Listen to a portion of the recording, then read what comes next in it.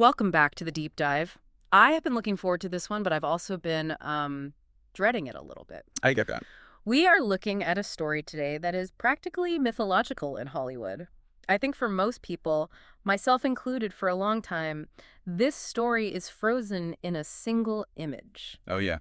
You know the one. White face paint, black trench coat, rain, and a crow perched on a tombstone. We are, of course, talking about Brandon Lee. But here's the thing, and this is why I wanted to do this deep dive. If you stop at the tragic accident headline, or if you only know him from The Crow, you are missing an incredibly complex story. You're missing almost all of it. It's a story about identity, about philosophy, and about the crushing weight of legacy. It's a heavy one. And you're right, the cultural memory is so specific. It's almost like the tragedy of his death just completely eclipsed the reality of his life. Just swallowed it whole. When you mention Brandon Lee, people immediately think of the curse, or they think of the gun. They think of the end. But looking through this stack of notes, all the articles and biographies we have here, the tragedy is actually just the final punctuation mark on a sentence that was becoming really, really interesting. That's the mission today. We are going to move beyond the headlines. We have a massive archive of source material here. I mean, interviews, production notes, even the forensic reports on the accident and all these anecdotes from his childhood. A lot to get through. I want to unpack the man, not just the myth, because when I was reading through this, what struck me wasn't just the spooky coincidences, and believe me, we will get to those. Oh, we will. It with this universal struggle. It's a story about fathers and sons. It's about trying to carve out your own name when your last name is literally the most famous name in your industry. Identity is the key word for this entire hour. It really is. Yeah. If you look at the trajectory, Brandon Lee's life was a constant negotiation with a shadow that was, quite frankly, impossible to escape. Totally impossible. He wasn't just an actor's son. He was the son of a man who was viewed as a philosopher king, a martial arts deity. A deity is the right word.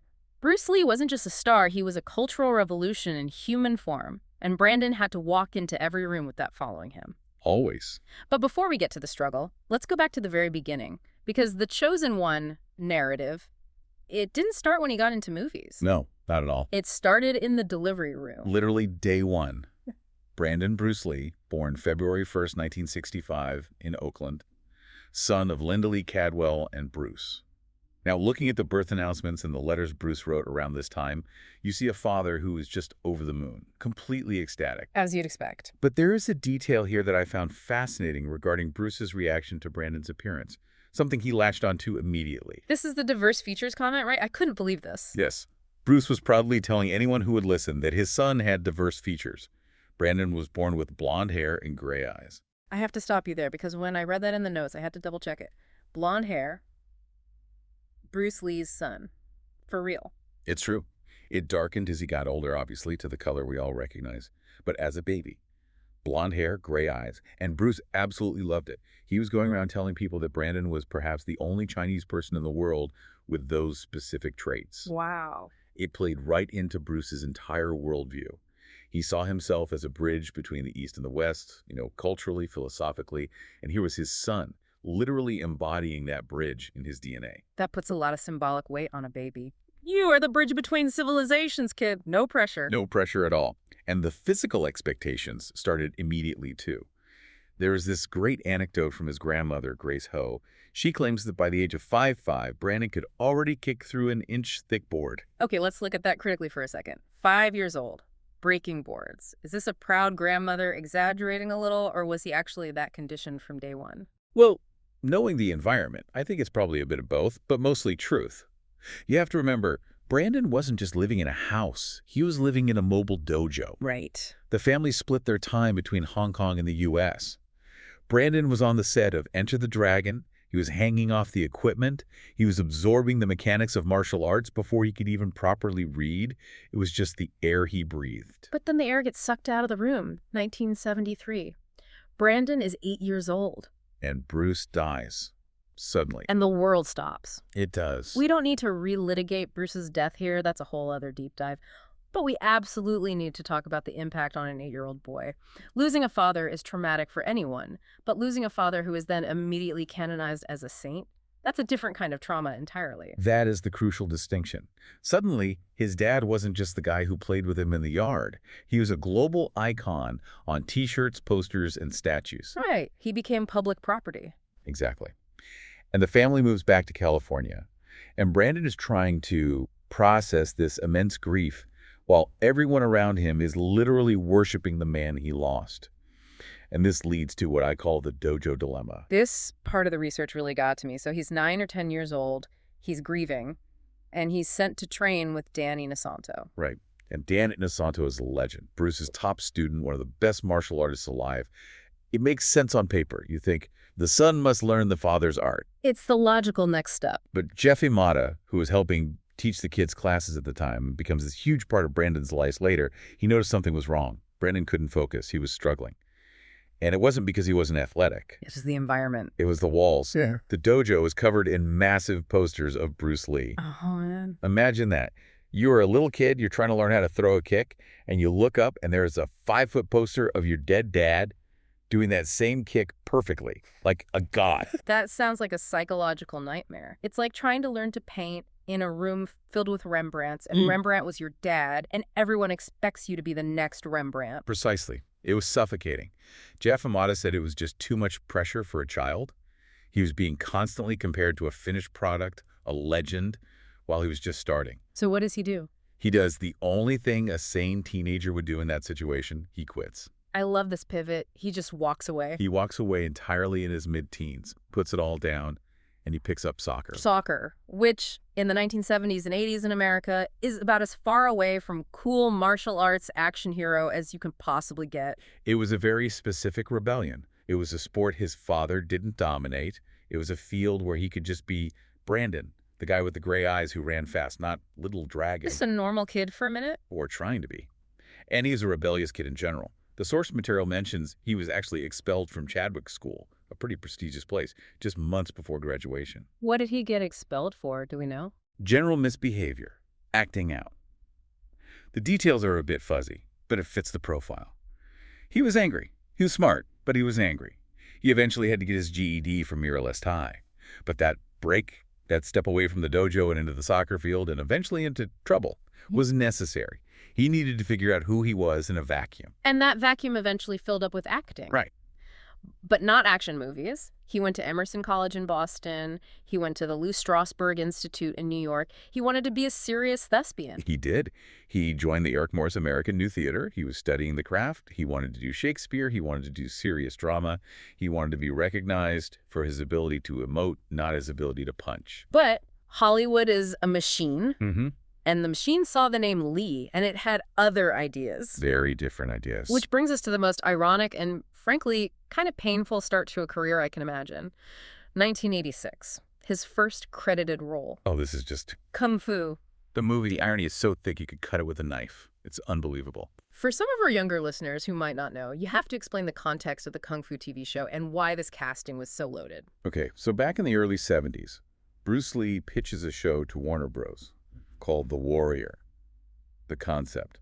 A Chinese martial artist wandering the American Old West. His idea. His concept. The studio loved the concept, reworked it, and called it Kung Fu. But they didn't cast Bruce Lee. They told him he was too Chinese for the American audience. Instead, they cast David Carradine, a white actor, and had him play Kwai Chan Caine, a half-Chinese monk. It was a massive sore point for Bruce and his entire community. It was seen as a theft of his creative idea. So Bruce gets passed over. The show becomes a huge hit with a white guy in the lead. Fast forward to 1986. They are making a TV movie reunion, and they call Brandon. And they cast Brandon to play the illegitimate son of David Carradine's character. I mean, how did he accept that? That feels like such a slap in the face. Hey, come play the son of the guy who took your dad's job. He didn't want to do it initially.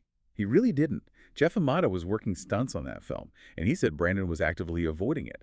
But, and this shows a level of maturity that is pretty impressive for a 21-year-old, he eventually rationalized it. He found a way to make it make sense. He framed it as a form of justice. Justice? How so? Yeah. He felt like by taking the role, he was reclaiming the space that was denied to his father. He was putting a real Lee into the franchise that should have been theirs to begin with. That's a very pragmatic way to look at it. I'm going to take the check and I'm going to take the spotlight back. Exactly. And honestly, Yeah. he's good in it. He has this raw intensity. But it trapped him. The second he threw that first punch on camera, the serious actor from New York dream was put on hold, and the action star expectation just took over. It was inevitable. So he went to Hong Kong next. He made a film called Legacy of Rage. Which was his only Hong Kong film, right? His one and only. Shot in Cantonese. And he had to learn all the Cantonese phonetically because he wasn't fluent, which is incredibly difficult. He clashed with the director, Ronnie Yu. It was a really tough shoot for him. So the experience wasn't great, but how's the movie? The movie. It's actually really solid. It was a hit in Japan, got nominated for a Hong Kong Film Award. He proved he could carry a Hong Kong action movie, no question. But he didn't stay there. He came back to the States, and this is where we enter what the notes call the B-movie trenches. Oh, the trenches. The late 80s were a weird time for action movies. The video store boom was happening, right? Yeah. And Brandon got caught in that direct-to-video grinder. We have to talk about Laser Mission. We absolutely have to talk about Laser Mission. 1990, filmed in Namibia, of all places. Brandon plays a mercenary named, wait for it, Michael Gold. Michael Gold! That sounds like a character name generated by an algorithm fed nothing but 80s action scripts. It's perfect. It is the most generic name possible. And the movie is, well, it's something. There are scenes where he's running around the desert in a bright blue tank top, fighting guys in slow motion, with this synthesizer soundtrack just blaring. It's peak B-movie. It's cheesy, it's low budget, it's kind of amazing in its own way. But see, I watched a clip of this recently in prep for this, and what stands out is that even in this objectively terrible movie, Brandon is incredibly charming. He's doing this little smirk. He's adding these little physical flourishes. He is so much better than the material. That was always the case. Even in the failed TV pilot, Kung Fu.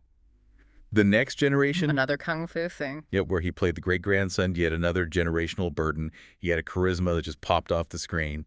But he was frustrated. He was paying his dues, but he felt like he was paying them in a currency he didn't want to use. He was the son. He wasn't Brandon. And that frustration, it seems, hits a boiling point around 1991.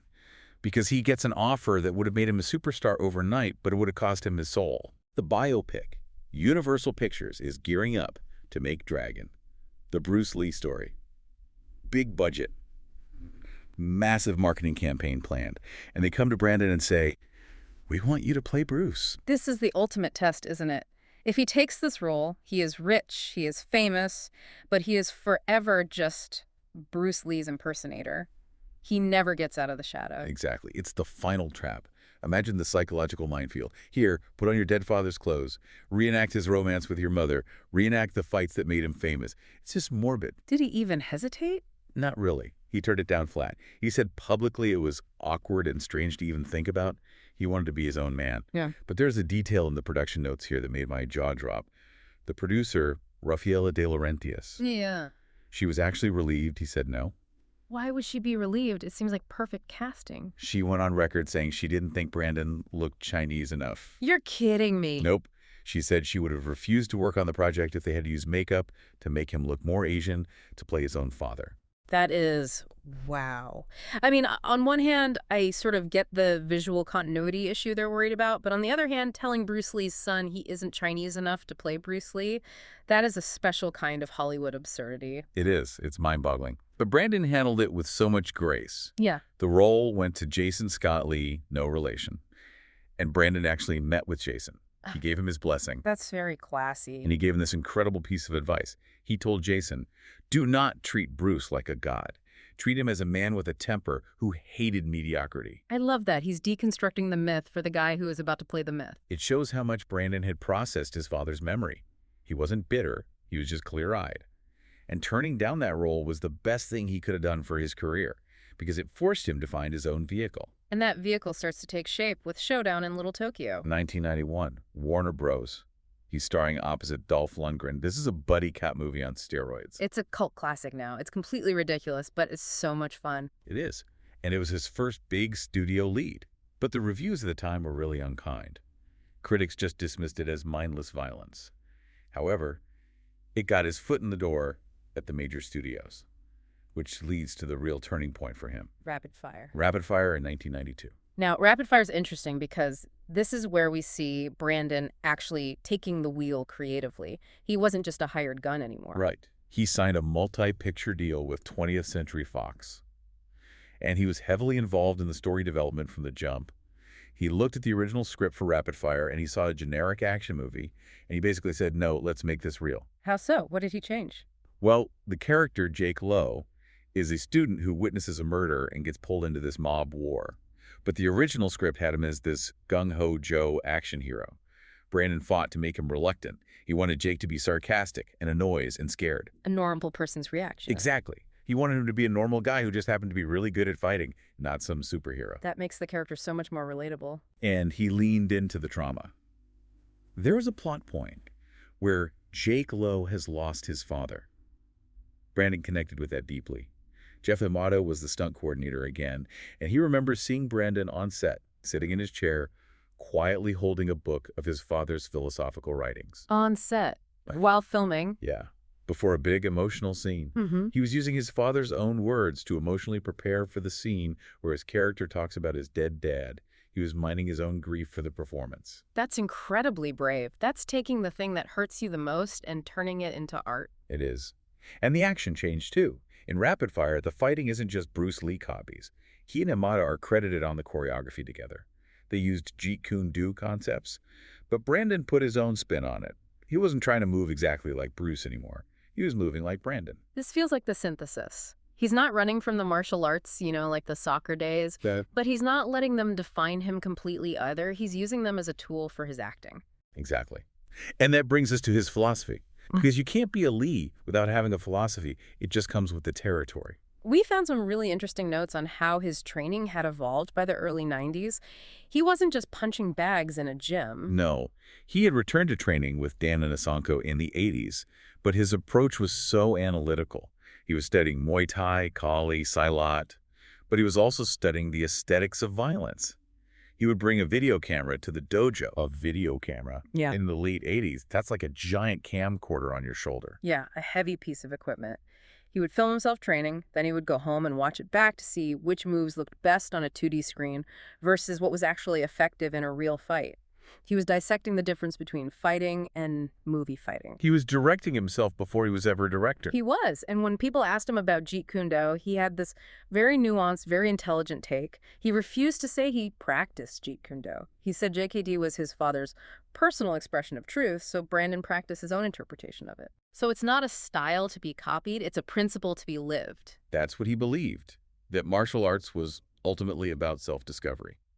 There is that quote about barriers. I think you called it the barrier theory. This is my favorite insight of his. It's so profound. He said, every time you come up against a true barrier to your progress, you are a child again. You are a child again. What did he mean by that? He meant that when you hit a limit, whether it's a physical weight you can't lift or an acting scene you can't crack or a philosophical problem you can't solve, you are forced into a state of not knowing. You have to be humble. You have to learn. You're a beginner. You're a beginner again. He said most people hate that feeling, so they stop. They only do what they are already good at. But Brandon loved the barrier. He wanted to be a beginner. He wanted to break through. That mindset is exactly what led him to The Crow. Because The Crow was a massive barrier. It was a role unlike anything he had ever done. It was a total departure. 1993, based on the comic by James O'Barr. It's dark, it's gothic, it's supernatural. Brandon plays Eric Draven, a rock musician who is brutally murdered and comes back from the dead to avenge his and his fiance's deaths. And the preparation for this, we talk about method acting with guys like Daniel Day-Lewis or Christian Bale, but Brandon was right there with them on this one.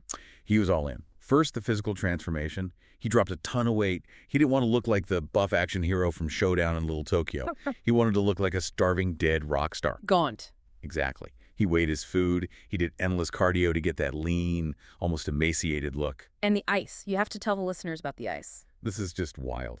For the resurrection scene, where Eric Draven crawls out of his muddy grave, it was freezing cold on set in Wilmington, North Carolina. But Brandon wanted to make sure the physical shock of coming back to life looked real. So he didn't just act cold. No. Before the take, he had the crew bring him bags of ice from a local store, and he submerged himself in them. He sat in an ice bath right before they started rolling. To lower his body temperature, to make himself shiver uncontrollably, to literally feel the pain of the cold seeping into his bones. So when you see him shivering in that scene, He's not acting. He is freezing to death. That is dedication on another level, but it also speaks to how badly he wanted this to work. He wasn't just phoning it in. Not at all. He saw this as his Hamlet. This was his chance to prove he was more than an action guy. And the movement choices. He and Jeff Amata made a conscious decision that Eric Draven shouldn't fight like a martial artist. Why not? Draven is a guitarist, not a ninja. So they incorporated aerobics. They incorporated these strange mime-like movements. If you watch the movie, he moves like a ghost or a marionette on strings. It's incredibly unsettling. Brilliant. He took the action hero handbook and just threw it out the window. Everything was aligning. He was doing the best work of his life. He was deeply in love, engaged to Eliza Hutton.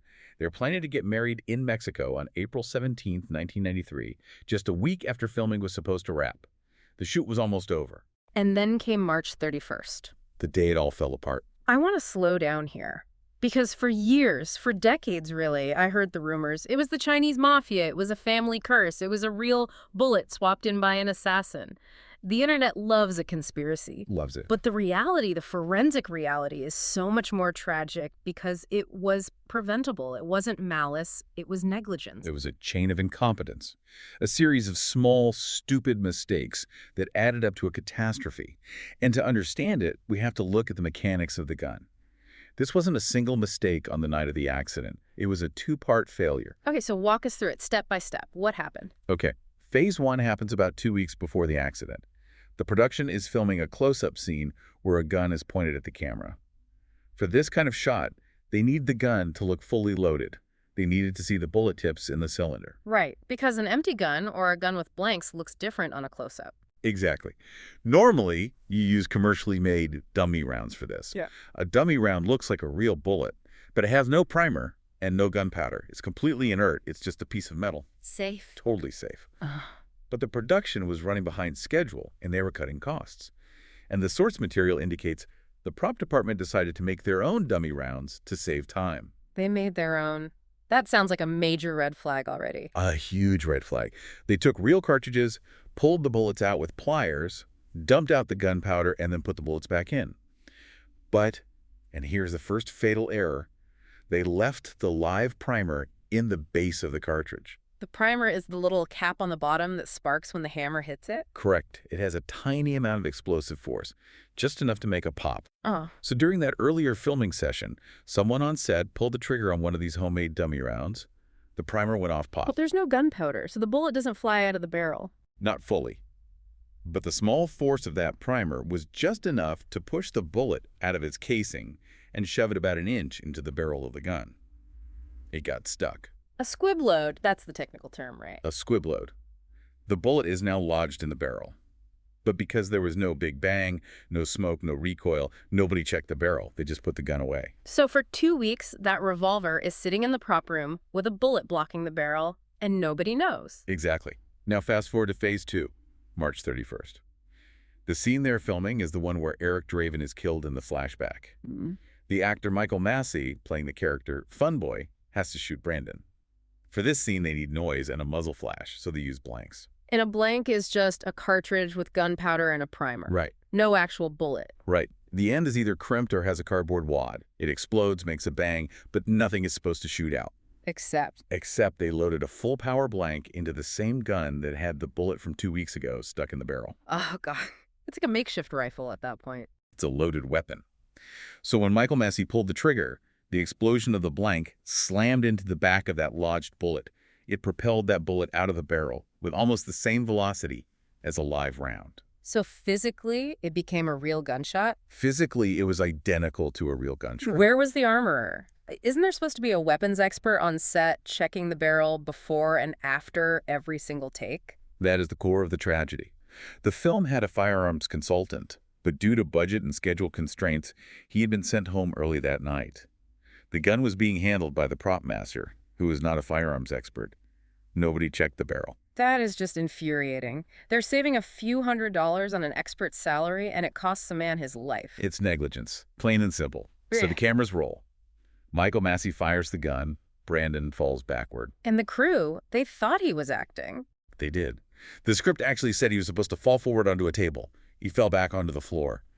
But Brandon was known for improvisation. He was known for being intense. So the director yells, "Cut!" and for a few seconds, nobody moves.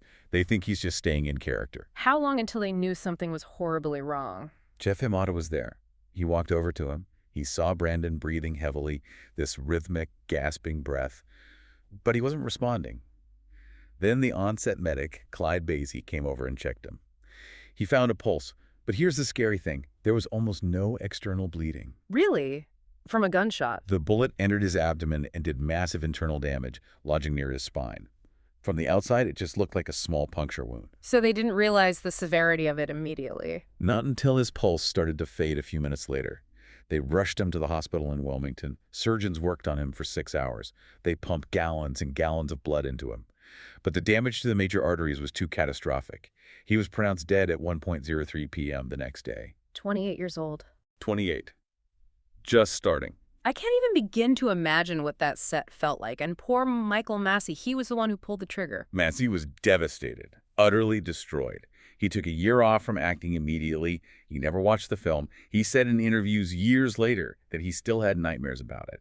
It wasn't his fault, not in any legal or moral sense, but he carried that burden for the rest of his life. So the production shuts down, the star is dead, and they have 8 days of filming left. This brings up a huge ethical question. Do you finish the movie? It was debated heavily. The studio, Paramount, was ready to scrap it, take the insurance payout, and just bury the film. I can see why. It feels ghoulish to continue. It does. But Eliza Hutton, his fiancée, and Lindley Cadwell, his mother, they intervened. He said Brandon was so proud of this performance, he believed it was his best work. They said he would have wanted it to be seen. So how did they do it? This was 1993. We didn't have the kind of CGI we have now. No deep fakes. They were basically inventing the technology as they went. They used Brandon's stunt doubles, a guy named Chad Stahelski, and another named Jeff Cadiente. Wait. Chad Stahelski, Right. as in the director of the John Wick movies. The very same. He was Brandon's stunt double and a good friend. He knew Brandon's movement perfectly, so they filmed the remaining scenes with Chad, often in shadow or from the back. And for a few key shots, they used very early, very expensive digital compositing to paste Brandon's face from unused footage onto the double's body. That must have cost a fortune. It cost them an extra $8 million to do, but they finished the film. And when it came out, I remember the atmosphere. It wasn't just a movie release. It felt like a public wake. It opened at #1, Right. made over $50 million at the box office. Yeah.